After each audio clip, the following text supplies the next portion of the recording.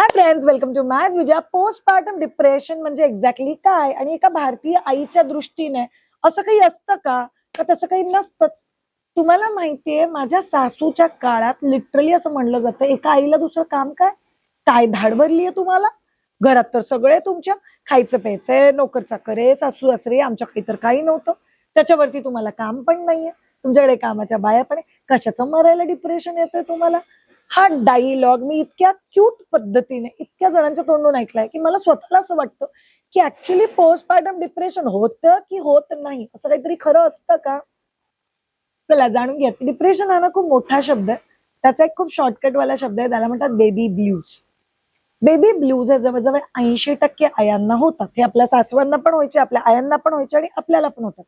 तर baby blues म्हणजे exactly काय? जेव्हा बाळ रडतं तेव्हा बाळाकडे बघून आपल्या डोळ्यातून पाणी येणं. जेव्हा बाळ रडतं तेव्हा असं वाटणं की मी माझ्या बाळाला शांत नाही करू शकत. जेव्हा बाळ रडतं तेव्हा फेल्युअर सारखं फिलिंग येणं की अरे यार, मला जमेल का या बाळाची काळजी घ्यायला? हे जे फिलिंग आहे त्याला आपण म्हणतो बेबी ब्ल्यूज. आपण आयुष्यात 15-20 बाळ मोठी केली आहेत का? नाही गेली आहेत. म्हणून आपल्यासाठी हे खूप ओव्हरवेल्मिंग एक्सपिरियन्स असतो. दुसरी गोष्ट, प्रेग्नन्सीमध्ये प्रेग्नन्सी प्रोटेक्ट करण्यासाठी हॉर्मोनच्या लेवल्स खूप वाढलेल्या असतात आणि सडनली डिलिव्हरी झाली की झुप करून हॉर्मोन खाली उतरतो आणि तो जो हॉर्मोनल शिफ्ट असतो त्याच्यामुळे आपल्याला खूप रडू येतं, खूप सेल्फ डाऊट येतं.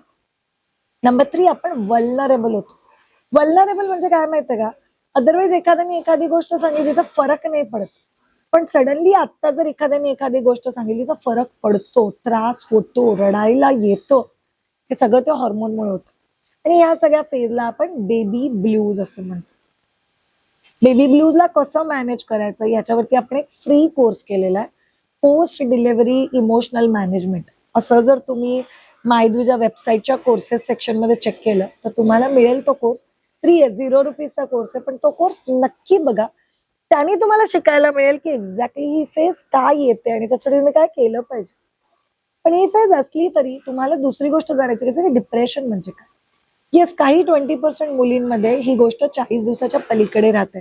सुसायडल टेंडन्सीज, मला बाळाशी अटॅचमेंटच नाहीये, मला बाळाला पाजायचंच नाहीये, मी फॅट दिसतेय त्याच्यामुळे मला रडायला येतंय. ह्या जर गोष्टी खूपच एक्स्ट्रीमला झाल्या, खूप रडणं, खूप भांडणं, खूप राग येणं, स्वतःची काळजी न घेणं किंवा बाळाची काळजी न घेणं, तर तुमचे जे बेबी ब्ल्यूज आहेत ते पोस्टपार्टम डिप्रेशन कडे चालले. एन्झायटी होणं, सडनली घाम येणं. तर ह्या गोष्टींसाठी तुम्हाला मेडिकली म्हणजे डॉक्टरची हेल्प घ्यायची गरज आहे. दो एन्झायटी मॅनेजमेंट कशी करता येईल? तुम्ही ब्रेथवर्कने करू शकता, तुम्ही व्यायामाने करू शकता, तुम्ही पॉझिटिव्ह थिंकिंगने करू शकता, तुम्ही मेडिटेशनने करू शकता. अशा भरपूर पद्धती आहेत ज्याने तुम्ही तुमची पोस्टपार्टमची जे डिप्रेशनची फेज असते तिथपर्यंत नाही जाणार आणि ते बेबी ब्ल्यूजलाच मॅनेज होऊन जाईल. पण काही गोष्टी ज्या एका भारतीय आईच्या दृष्टीने तुम्हाला माहिती असल्या पाहिजे. सायकोलॉजिकल एक प्रश्न विचारला गेला की एखाद्या माणसाला डिप्रेशन कधी येतं किंवा आपण स्वतःहून एखाद्या माणसाला डिप्रेस फील करू शकतो का? तो उत्तर होतं, करू शकतो. कसं काय करू शकता तुम्ही एखाद्या माणसाला डिप्रेस फील? खूप छोटी आहे. पहिली आणि महत्वाची गोष्ट, त्या माणसाला एका खोलीत बंद करून टाका. त्या माणसाला डिप्रेशन यायला लागेल, कोणत्याही माणसाला. दुसरी महत्वाची गोष्ट, त्या माणसाकडून झोपेचं फ्रीडम काढून घ्या.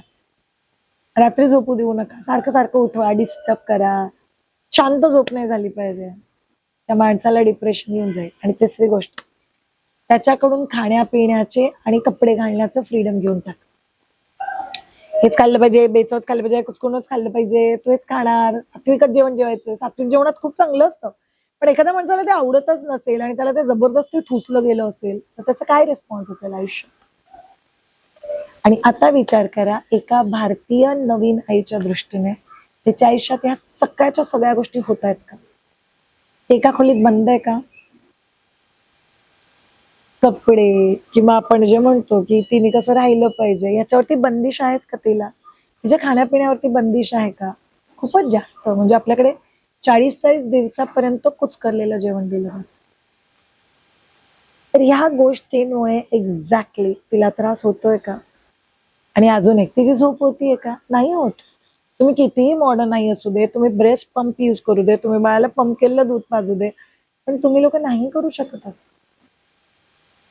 आणि ह्या सगळ्या गोष्टींमुळे इंडियन आयर्नमध्ये ऍक्च्युली डिप्रेशन फील होतंय. तर आपण बोलतोय का त्याच्याबद्दल? नाही बोलत. कित्येकही वेळा फॅमिलीत बोलूच शकत नाही आणि कित्येक वेळा आपल्या आयडियाच नाही की याच्याबद्दल बोललं पण पाहिजे. कारण फॅमिलीमध्ये असं आहे की काय धाड भरली तुम्हाला? मला काहीच धाड भरलेली नाहीये. पण मला रडावंसं वाटतंय. मला थोडंसं लो फील होतंय. कोणाशी मी बोलू शकते का की ज्याने मला थोडंफार पॉझिटिव्ह वाटेल? लोक मला अनवॉन्टेड सजेशन देतात. हे कामाची बाई पण तुम्हाला येऊन 2 गोष्टी शिकवून जाईल. मला माहितीये ना मी परफेक्ट आई नाहीये आणि मी नसायला पण पाहिजे. मी थोडी ना 15-20 बाळं मोठी केलीत. माझ्या आयुष्यात माझं पहिलंच बाळ आहे. चुका मी करणार आहे का? करणार आहे. मी अशी कोणतीही चूक करणार नाही की माझ्या बाळाच्या आयुष्यात ती जीवघेणी होईल.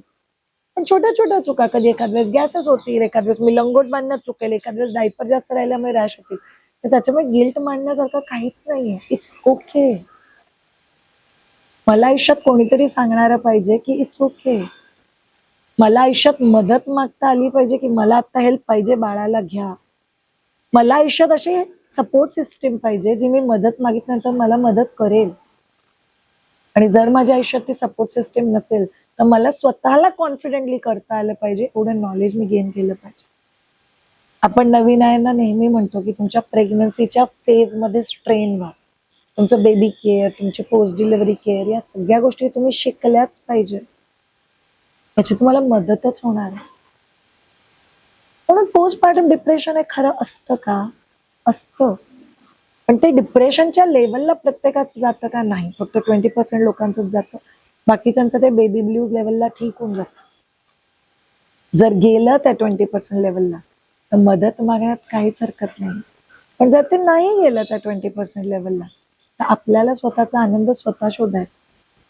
इंटरनॅशनली खूप सुंदर पेपर प्रेझेंट केला गेला आणि त्या पेपरमध्ये सांगितलं की एका भारतीय आई जर स्वार्थी झाली तर ती खूप चांगली आई बनली. तर ऑब्जेक्शन झाले त्याच्यावरती. मग स्वार्थी व्हायचं का आता? हो, व्हायचंय. तर स्वतःसाठी व्यायामाला 40 मिनिटं काढणं आणि स्वतःच्या ब्रेथ वर्क, मेडिटेशन, म्युझिक ऐकणं, वॉकला जाणं याच्यासाठी एक 15 मिनिटं काढणं हे खूप जास्त महत्वाचं. कारण जेव्हा तुम्ही ते काढाल ना तेव्हा तुम्हाला त्याची मदत होणार आहे. म्हणून सगळीजण या गोष्टीचा विचार करा. जर तुम्ही नवीन आई असाल आणि फेज तुमच्या आयुष्यात होऊन गेली असेल, त्रास होतो आणि त्या त्रासाला आतमध्ये गिळून मानदुखी, पाठदुखी, गुडघेदुखी लागते. म्हणून या गोष्टींना रिपेअर करायची गरज आहे. कळतंय? वळतंय का? वळतंय पण ना? चला विचार करूयात आणि ह्या गोष्टी नक्कीच इम्प्रूव्ह करूया. Thank you so much all of you हा पर्टिक्युलर व्हिडिओ बघण्यासाठी. Have a great time. Take care. Bye.